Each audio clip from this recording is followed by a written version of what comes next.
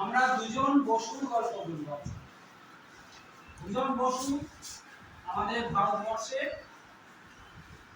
আমাদের দুজন সৈনিক। এই দুইজন সৈনিক ইংরেজ আমলে যেভাবে বিদ্রোহ করেছিলেন, লড়াই করেছিলেন, এরা না থাকলে আমাদের দেশের স্বাধীনতা ভাবতেই পারতাম। আমরা তো ইংরেজের শাসনে ছিলাম, দীর্ঘকাল ইংরেজরা আমাদেরকে শাসন করেছে, দীর্ঘকাল সব কিছু। তো এত অত্যাচার, এত শোষণ, তার বিরুদ্ধে লড়াই করেছিলেন দুজন বিখ্যাত মানুষ, খুব ভালো ছাত্রও ছিলেন। সেটা হচ্ছে ক্ষুদিরাম বসু আর নেতাজি সুভাষচন্দ্র বসু। ক্ষুদিরাম বসু আমরা সবাই প্রণাম করি। ক্ষুদিরাম বসু জন্মেছিলেন কত সালে? ক্ষুদিরাম ছিলেন কিন্তু আমাদের নেতাজি সুভাষচন্দ্র বসুর চেয়ে বড় বয়সে, আগে জন্মেছিলেন। তিনি জন্মেছিলেন 1889 খ্রিস্টাব্দে 3রা ডিসেম্বর, 1889 খ্রিস্টাব্দে। আর নেতাজি সুভাষচন্দ্র বসু জন্মেছিলেন 1897। তাহলে 89 থেকে 97, 89, 90, 91, 92, 93, 94, 95, 96, 97, 8 বছর পর জন্মেছিলেন নেতাজি সুভাষচন্দ্র বসু। তাহলে ক্ষুদিরামের চেয়ে 8 বছরের ছোট ছিলেন। ক্ষুদিরাম ছাত্র অবস্থায় ইংরেজদের বিরুদ্ধে তিনি বিদ্রোহ শুরু করেছেন। নানা প্রশ্ন করতেন যে কেন ইংরেজরা আমাদেরকে এত শোষণ করে অত্যাচার করে, কেন আমাদেরকে ঠিক মতন শিক্ষা দেয় না, আমরা কেন উপকারিত, কেন বিদেশিরা আমাদেরকে অত্যাচার করে। যে আকাশ দেখি, আমরা টেলিস্কোপে দেখেছি আকাশ, তাই না? দূরের জিনিসকে কাছে আমরা দেখেছি, টেলিস্কোপ দেখেছি। আমাদের স্কুলে টেলিস্কোপ আছে, ছোট্ট টেলিস্কোপ। এটা সন্ধ্যার আকাশে অনেক তারা আমরা দেখতে পাই, তাই না? তো বেশ কিছু তারা আছে, তাদেরকে আমরা যদি এরকম করে কল্পনা করে করে আঁকি দেখি, তো এক একটা চেহারা হবে। তো একটা চেহারা হবে জিজ্ঞাসা চিহ্নের মতন এইরকম। এটাকে বলে সপ্তর্ষি মণ্ডল। 7টা তারা আছে এর মধ্যে, 7টা ঋষির নাম অনুসারে এই তারা। তো এই সপ্তর্ষি মণ্ডল আমরা কোথায়? আমরা যারা উত্তর গোলার্ধে থেকে প্রায় সারা বছর দেখতে পাবো। এটা কোথায় দেখতে পাবো? আকাশের কোন দিকে তাকাবো? আমরা যদি এই দিকে তাকাই, মানে পশ্চিম দিকে বা দক্ষিণ দিকে, তাহলে পাবো না। এটা হচ্ছে উত্তর আকাশ, উত্তর পূর্ব আকাশের দিকে যদি তাকাই, তাহলে দেখা যাবে যে জিজ্ঞাসা 7টা তারাকে যদি আমি পর পর দেখি, তখন মনে হবে একটা বড় জিজ্ঞাসা চিহ্নের মতো দেখা যাচ্ছে। আমরা জিজ্ঞাসা চিহ্ন দেখেছি তো, হ্যাঁ? সেই রকম এখন আকাশে এই যে সপ্তর্ষি মণ্ডল, এই যে 7টা তারা আছে, কেমন করে না? নামগুলো কি? 7টা ঋষি। এটা হচ্ছে ক্রতু, পুলহ, পুলস্ত, অত্রি, অঙ্গিরা, বলিষ্ঠ, মরীচি। তো আকাশে এটা তো এইভাবে থাকবে না। আকাশ দেখতে গেলে কেমন করে দেখতে হবে? আকাশে এই যে আকাশের ম্যাপ দেখা যায়, আমরা যখন এইটাকে এইভাবে দেখি, তাহলে এইভাবে ঘুরে যখন চলে যাবে, ওই লাস্টেরটাকে থাকবে মরীচি, আর এখানে থাকবে ক্রতু। তাহলে জিজ্ঞাসা চিহ্নর মাথায় থাকবে ক্রতু। এবার এই ক্রতু থেকে যদি সোজা আমরা তাকাই এদিকে, তখন যে তারাটা জল জল জল জল করবে, খুব বেশি জল জল করে না, কিন্তু অনেক দূরে, সেইটাই। ওয়ানের ছেলে আর মেয়েদের মধ্যে দড়ি টানাটানি শুরু হচ্ছে। দেখি কারা পারে, শুরু করো, দেখা যাক মেয়েরা পারছে না ছেলেরা পারছে। এই দড়ি টানাটানি, ছেলেরা বেশি আছে, ছেলেরা 1 2 3 4 5 6 জন আছে।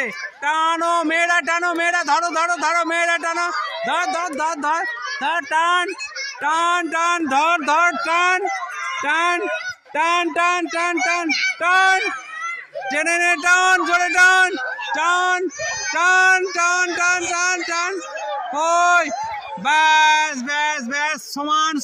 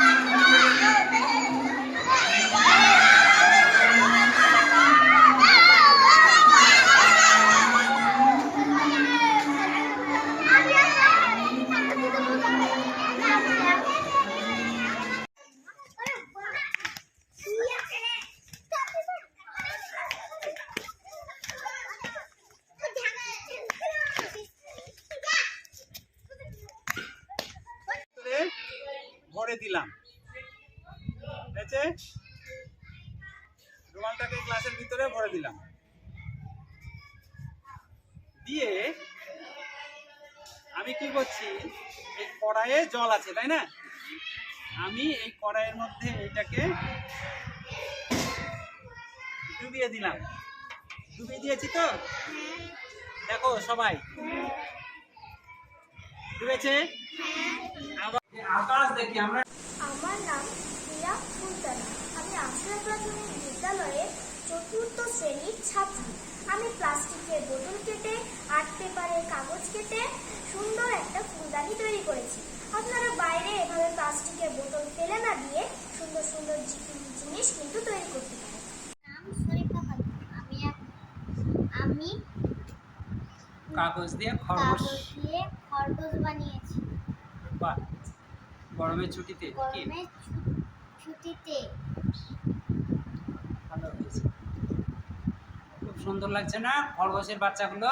হ্যাঁ। খুব সুন্দর হয়েছে। আচ্ছা টেবিলে রেখে দাও, দেখি সাজিয়ে টেবিলের খরগোশের বাচ্চাগুলোকে টেবিলে সাজাও, দেখি কেমন লাগে দেখি। বাহ বাহ বাহ, খুব সুন্দর লাগছে।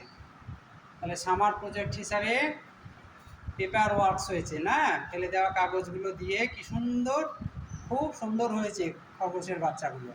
ঠিক আছে, এটাকে আমরা সরিয়ে নিই। বাহ, ঠিক আছে, হাততালি দাও, খুব ভালো হয়েছে। ঠিক আছে। এটা হচ্ছে মহাকাশ। আমার নাম প্রিয়া সুলতানা। আমি আশ্রয় প্রাথমিক বিদ্যালয়ের ৪র্থ শ্রেণীতে পড়ি। আমি মহাকাশ গবেষণা সংস্থানের রকেট তৈরি করেছি। ভারতীয় মহাকাশ গবেষণা সংস্থার তৈরি রকেট, হ্যাঁ খুব ভালো হয়েছে। হ্যাঁ বলো। এই রকেটের সাহায্যে মহাকাশে বিভিন্ন যন্ত্র পাঠানো হয়। মঙ্গল গ্রহে, বিভিন্ন গ্রহে এই রকেট পাঠানো হয়, ব্যবহার করা হয়। চন্দ্রযান যখন হয় এই রকেটে করেই চন্দ্রযান পাঠানো হয়েছিল, তাই তো? বাহ, ভালোই হয়েছে। মহাকাশ গবেষণা সংস্থার তৈরি রকেট আমাদের রিয়া তৈরি করেছে। সবাই হাততালি দাও, খুব ভালো হয়েছে রিয়ার মতনটা। আমার প্রজেক্ট হিসাবে আর কিছু করেছো বাড়িতে, আর কিছু করছো? হ্যাঁ, ফিল্টার তৈরি করছি। আচ্ছা বেশ, ঠিক আছে, করতে থাকো।